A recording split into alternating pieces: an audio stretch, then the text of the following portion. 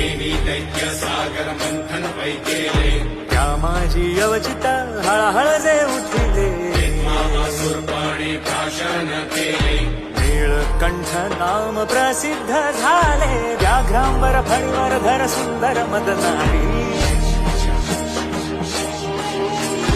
Panchanan Manmohan मुनिजन सुखकारी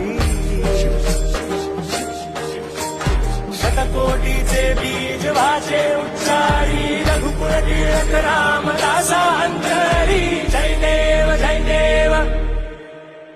जय देव जय देव जय Shri Shankara